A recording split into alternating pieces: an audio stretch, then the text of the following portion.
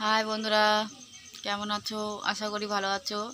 আজকে দেখাতে চলেছি তোমাদের একটা নিরামিষ চাউমিন রান্না করছি আমি। এই দেখো, এই দেখো, এই যে এইটা করতে গিয়ে কি বলবো, এই এই যে উনুনটা দেখেছো না, উনুনটার আগুন ধরাতে গিয়ে আমি আর আমার বর 1 বছর লেগে গেছে। 1 বছর উনুন ধরেছি, 2 বছর পরে রান্না করছি। বুঝতে পারছো? মানে গ্যাস নেই যে রান্না করব,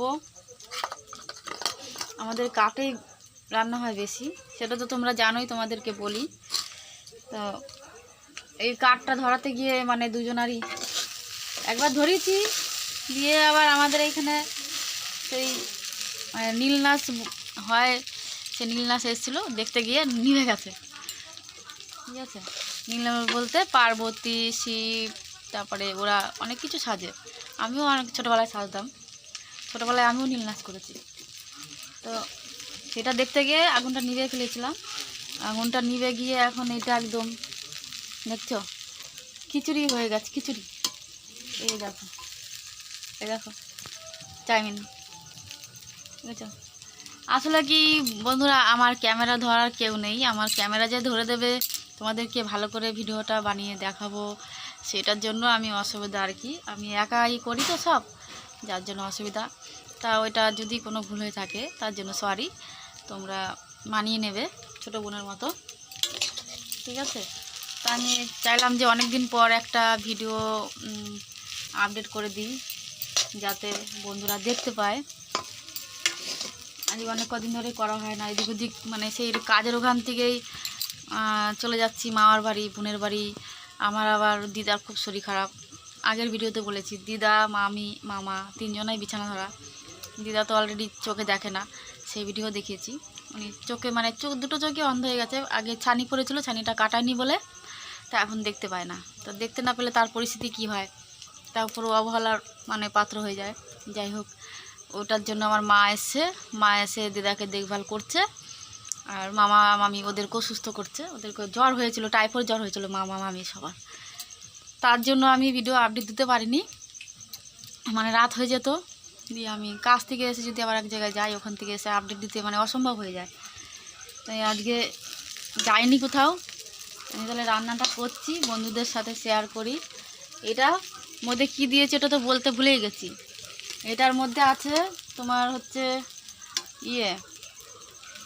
আলু, কুমড়ো আর লঙ্কা, কালো জিরা, তেজপাতা এই দিয়েছি।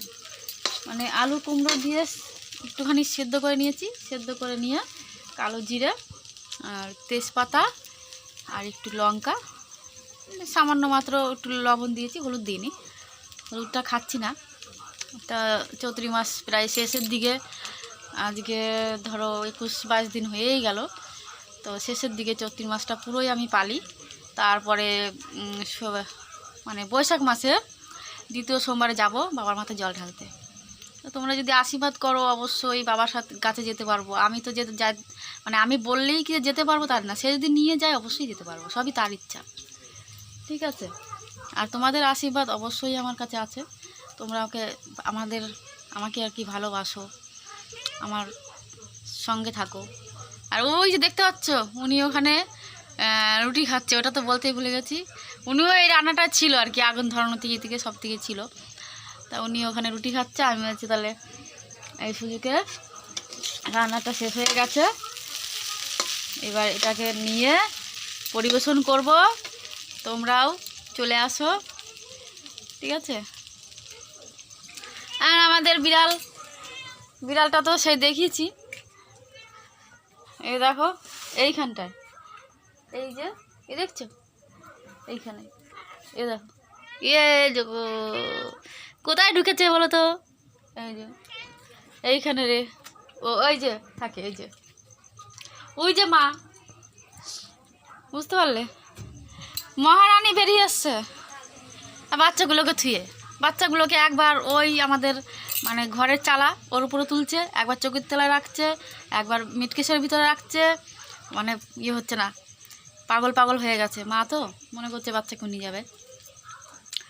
ঠিক আছে, তাহলে আজকে এই অবধি, দেখা হচ্ছে পরবর্তী ভিডিওতে। ততক্ষণ আমি চাউমিনটা খেয়ে নিই, আর তোমাদেরকেও পার্সেল করে সবাইকে দেবো। যদি ভালো লাগে লাইক কমেন্ট শেয়ার করবে। চল।